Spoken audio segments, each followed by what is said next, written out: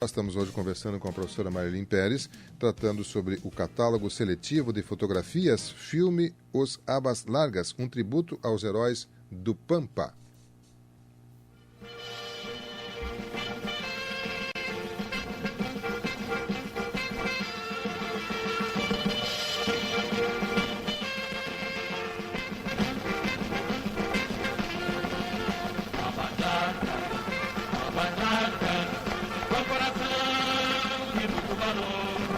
Esse filme que foi recuperado num trabalho aí que foi catalogado agora as fotografias através da Maria Cândida, né? E que teve, através do Júlio Ricardo Quevedo dos Santos e da Marilyn Fagundes Pérez, um momento que eles contextualizaram o filme no movimento da legalidade, né?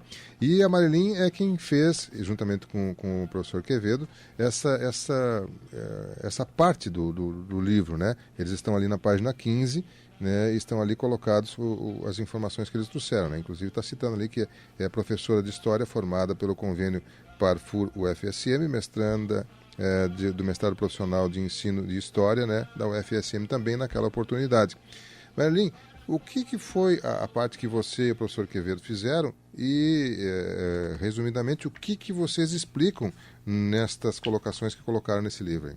Bom, primeiramente eu quero dizer que foi um grande privilégio, né, fazer o capítulo inaugural de uma obra, né, de tanta importância histórica, porque as pessoas, de repente, que não conhecem bem essa parte da história, não dimensionam, mas o livro ele vem para nos brindar, né, principalmente pelo fato de valorizar o que é do gaúcho, valorizar o heroísmo, valorizar um período em que o nosso brigadiano e a nossa brigada militar foi tão destacada nacionalmente, inclusive pela imprensa do Brasil todo.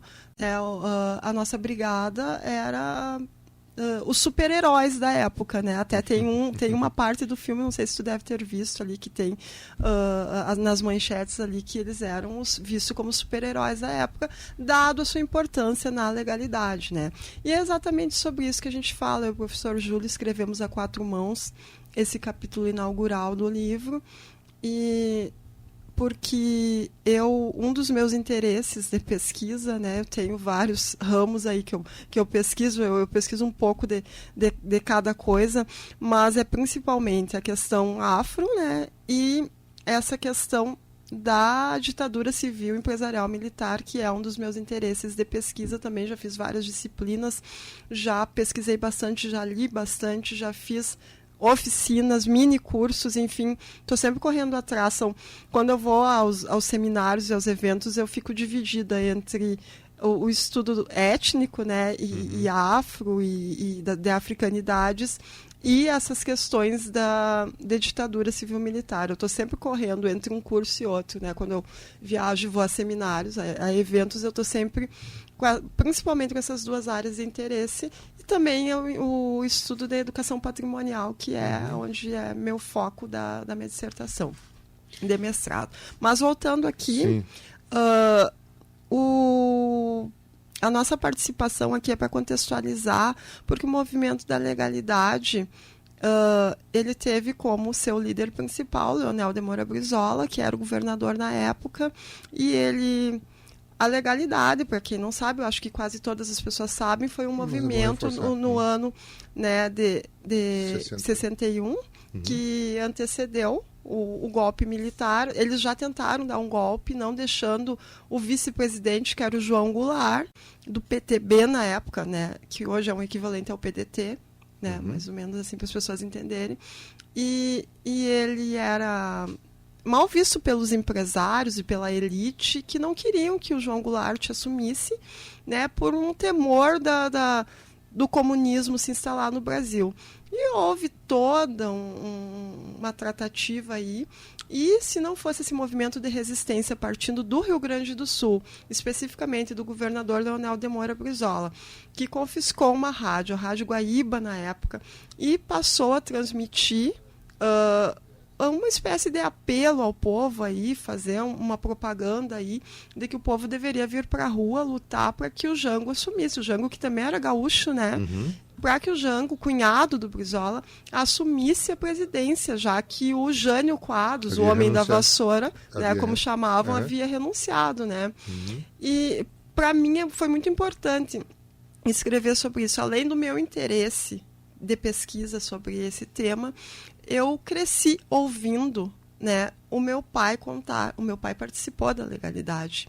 O meu pai participou como soldado. Né, na época, não da brigada, mas do exército. Né? Inclusive tem uma entrevista dele aqui no capítulo, né? O meu pai, eu achei que era Maurício Zacarias Pérez ali, ele foi meu objeto de estudo ali na época. E como eu cresci ouvindo ele contar essas histórias, quando me chamaram para escrever, eu disse, gente, eu tenho dentro de casa o meu objeto de estudo. Meu pai participou da legalidade. Ele estava em Porto Alegre? Ele servia em Porto Alegre, ele morava lá.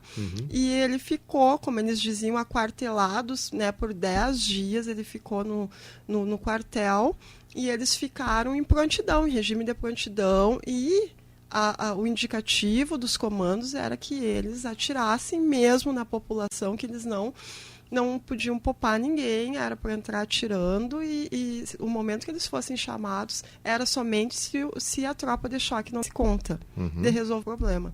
E aí, oposto a isso, a Brigada Militar, era os soldados, digamos assim, do governo Brizola, estavam protegendo o palácio e o governo, né, dessa invasão, dessa possível invasão, né? Então, a Brigada Militar, né, com o auxílio da população, é muito interessante, porque o Brizola, ele fazia coisas inacreditáveis, né? A gente não... Ele era um orador fantástico. Ele era orador e ele conseguia fazer coisas. Ele conseguiu confiscar todas as armas que existiam nas lojas de Porto Alegre. Ele mandou confiscar todas as armas e ele armou a população. Você chegava lá, se inscrevia e já ganhava uma arma para ficar em volta do palácio, protegendo ali o Brizola, protegendo a rádio, né, que ficava no porão do Palácio Piratini, né, para evitar que o exército invadisse, porque havia a todo momento, né, indicativos que o exército ia invadir o palácio, matar o Brizola, enfim. Havia inclusive uma ordem da Força Aérea Brasileira, da FAB, de que os aviões da base aérea de Canoas bombardeassem o palácio. E os sargentos da época que se mobilizaram contra, se mobilizaram e não deixaram esses aviões partir, né? Então foi um movimento muito bonito, foi um movimento assim de resistência do povo gaúcho em nome de um ideal. E a brigada, ela foi fundamental nesse sentido, dentro desse contexto aí, para fazer a segurança, para fazer o que deveria ser feito naquele momento, que era proteger o palácio, que estava resistindo contra isso, né? Que estavam lutando contra um golpe, né? Que era um golpe. O momento que um vice-presidente não assume, né, também é um golpe, né? Claro. E naquele período... Os presidentes, eles eram eleitos numa chapa e os vices noutra.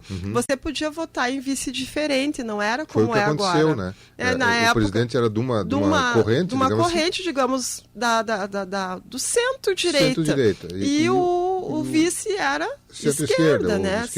Bem esquerda, que era o João Goulart, que tinha um apelo popular bem grande, enfim, e que se baseava também bastante nos ideais do Brizola, né? E foi o que aconteceu aqui no Brasil. E como ele era ligado à China, à União Soviética... Onde ele estava, inclusive, no momento estava na China renunciou... quando o Jânio renunciou, né? E, inclusive, para o João Goulart posar, né, o avião dele conseguir posar, ele teve que posar no Uruguai, ele não conseguiu posar no Brasil diretamente, né? Então, foi um período, assim, ó, de bastante nevrálgico, né? Em um período onde os gaúchos se destacaram em todos os sentidos, né? O povo gaúcho se destacou e a Brigada Militar, dentro desse contexto, né, teve seu momento de brilhantismo aí, foram os heróis nacionais, né? E eu, né, pessoalmente pude também contar com a colaboração do meu pai para me ajudar a contar essa história de alguém que viu de dentro, de alguém que participou, que foi partícipe mesmo, né? E me senti bem orgulhosa, né, de saber que o meu pai também esteve presente no momento histórico, né, e de tanta importância para a nossa nação. Com certeza. Bem, o nosso tempo, infelizmente, passa muito rápido. O livro é interessante, ele não é comercializado, como a Marilyn colocou, né? Você pode Eu não sei se ele já tem disponível na nossa biblioteca municipal. Ainda não levei o exemplar. Vai ter na biblioteca municipal, Uhum. vai ter na Secretaria de Educação. O da Câmara eu já deixei com o presidente da Câmara, né? Perfeito. E também eu quero colocar que a partir de janeiro eu estou nas tratativas ainda, né, de lançar um outro material também, mas esse é mais específico de Tupã-Siretã, de valorização do patrimônio cultural de Tupã-Siretã, né? Vai ser um catálogo aí bem ilustrativo, com fotos, enfim, e também com um material que vai ser disponibilizado para professores utilizarem, no sentido do ensino da história local, que a gente ainda tem bastante dificuldade de material apropriado para isso, né? E esse é o meu trabalho de final de curso, né? Que eu concluí o mestrado no mês de julho, e ele vai estar disponível, eu pretendo, né, envolver uma forma viável talvez de comercializar, ou enfim, de que forma isso vai ser feito ainda não foi decidido. Eu gostaria que ele ficasse, que ele pudesse ser utilizado, né, por todos, tanto professores como aluno, porque é um trabalho bem importante nesse sentido, que vem para valorizar o nosso patrimônio cultural, que a gente muitas vezes não valoriza. É a igreja, é a pracinha, a gente não se dá conta de que isso é um patrimônio, que isso faz parte da nossa história, que a gente tem memórias e memórias familiares que a gente constrói a partir deles, né? Então, a partir de janeiro já vai estar disponível também. Que bom, vamos ver se eu tê-la aqui junto conosco para a gente poder certeza. ampliar isso. Bom, eu quero agradecer a Marilyn pela presença, parabenizar a ela, extensiva a todos os participantes desse belo trabalho que foi feito, esse catálogo, né, seletivo de fotografias do filme Os Abas Largas, um tributo aos heróis dos Pampas, e também o resgate do filme, né, que possibilita com que a gente hoje veja. Pelo que eu lembro, que eu li, assim, o filme teve alguns minutos, inclusive, que foi perdido nessa recuperação, porque ele ficou abandonado por muitos anos, e a Cinemateca Brasileira que conseguiu recuperar esse filme. Ele está em boas condições, as imagens são boas, né?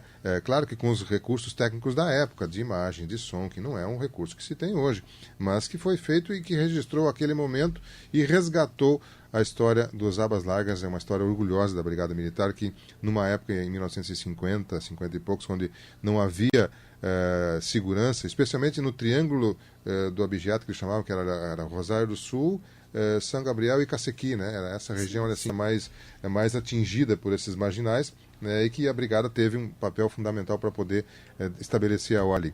Parabéns pelo trabalho, Marilyn. Obrigado pela gentileza de ceder um dos trabalhos aqui para a Rádio Tupã. Nós estamos com ele aqui na rádio, e assim podemos também ter acesso a essa informação, e espero que as pessoas tenham a possibilidade de acessar a isso e resgatar um pouco daquilo que já passou na nossa história. E a gente sabe que a base de um amanhã é o passado, né? Você também saber, aprender o que aconteceu, o que fizeram, o que aconteceu junto ao nosso passado, e isso tem que ser preservado, aprendido e utilizado. Mas, Marilyn, gostaria de colocar mais algum detalhe aos nossos ouvintes? Por favor, fique à vontade. Eu gostaria de agradecer a oportunidade, né, que a rádio está me concedendo, né, para a gente divulgar esse trabalho. Gostaria de lembrar também que tem mais um participante aqui da Tupã-Siretã, que Moisés, é né? Moisés Menezes, Sim, né, que também é colaborador, né, do livro. Inclusive, o lançamento desse livro foi muito emocionante, né, e para mim foi mais ainda, porque eu vivi um período que eu estava, né, saí de dentro do hospital para ir para o lançamento, né? De dentro do hospital que eu estava com os meus familiares, para ir para o lançamento do livro. Foi um momento muito lindo na APUSM, em Santa Maria. Inclusive foi documentado pelo Diário de Santa Maria, pelo A Razão, né? O Moisés estava lá, eu não conhecia pessoalmente, eu lia os livros dele e não conhecia ele pessoalmente, né? É uma pessoa fantástica, né? Um memorialista, um grande memorialista. Ele escreve coisas maravilhosas, inclusive ele é uma das minhas referências nas minhas pesquisas aqui de Tupã-Siretã, né? E ele também participa, né? E eu gostaria de agradecer, né? E de colocar para as pessoas que em breve eu pretendo estar entregando essas cópias já para disponibilizar para quem tiver interesse de ver e de ler o livro. Eu vou estar disponibilizando junto à Biblioteca Municipal, à Secretaria de Educação. Tá? Obrigado, Marilyn. Vamos encerrar junto com o tema aí do filme Os Abas Largas, né? Esse filme que resgata essa história desse pelotão, dessa companhia da Brigada Militar, e que fez história no Rio Grande do Sul, no Brasil, e possibilitou então a recuperação desse período também através desse catálogo.